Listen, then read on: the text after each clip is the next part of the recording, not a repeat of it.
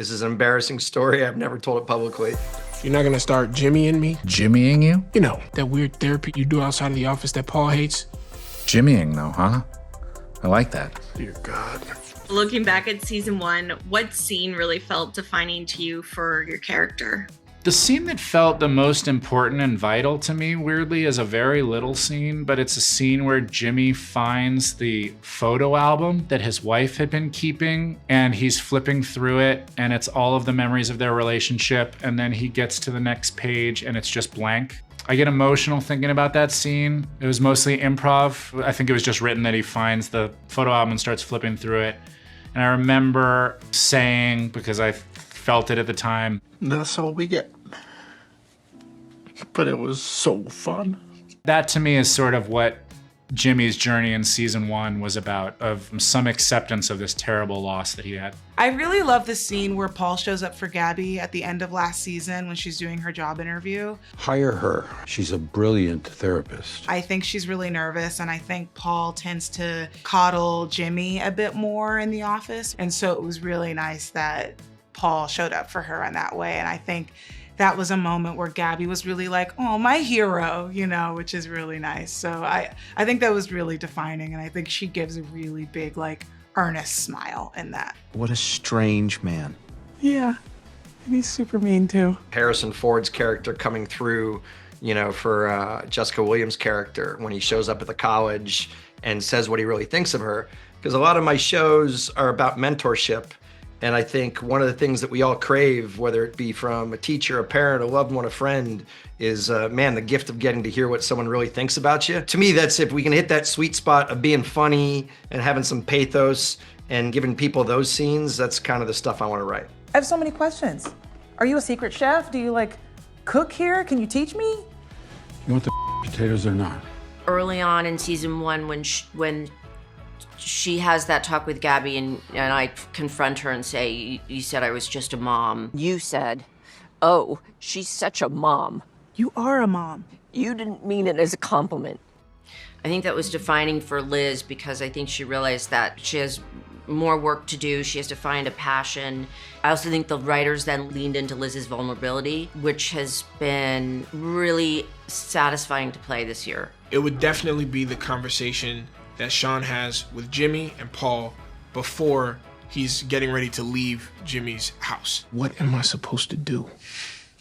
The work. That's the first turning point where he learns, oh, I don't think this is gonna get easier, but I have to do it. All those scenes in the kitchen, I think we kind of have these glimpses into where she is and her relationship with Jimmy, and this kitchen is such a constant to them and their relationship. And we kind of see throughout the course of season 1, her being like really hesitant, and then we see her kind of expand and be more receptive to his love throughout. Thanks, cool dad.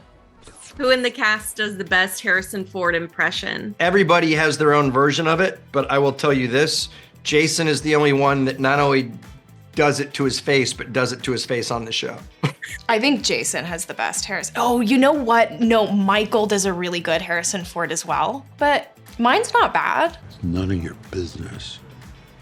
It's probably now, even in my dreams, is getting berated by Harrison, because we do so much of that in the show. So yeah, I can reflect it back pretty quickly while it's happening. I'm gonna make you pay for that. That's exactly what Batman would say. There's something about the, get out of here, kid. It is like a little bit of cowboy to it, but it's gruff, and also he just knows he's right. You know, there's something about the certainty with which he berates you. Sorry for always being so hard on you. I don't talk like that.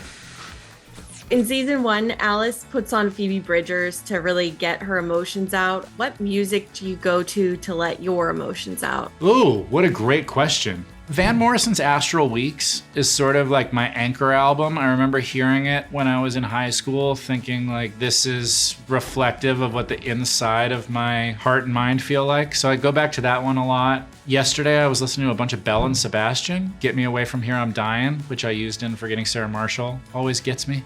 How are you already crying so hard? Oh no, I was crying before. Definitely Rilo Kiley, like a lot of that, circa like more adventurous, like takeoffs and landings, Jenny Lewis is my girl. Sometimes when I can't cry, I'll put it on and then I'll just kind of stare and just kind of try and get the tears to come, but definitely Rilo Kiley for sure. It's gonna be 2 specific songs right now. The first one is by a band called Explosions in the Sky.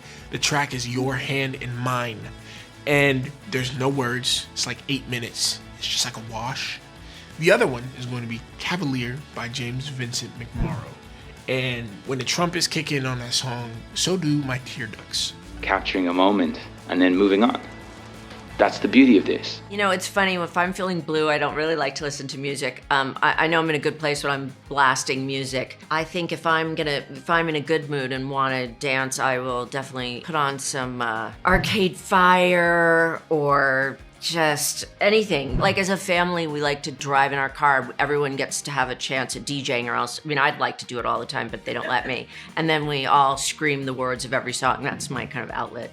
I could help with marketing, PR. I'm great at merch. Good question. Harvest, Neil Young, for me, has a lot of meaning. Blake Shelton, Home, or Michael Bublé, Home. I use music a lot in work. When I need to get into that emotional space, I will use music, and it's funny that I use it all the time, and so that's why they're so close, yeah. If I'm going through my feels, it's usually like Radiohead or Frank Ocean or like old Imogen Heap.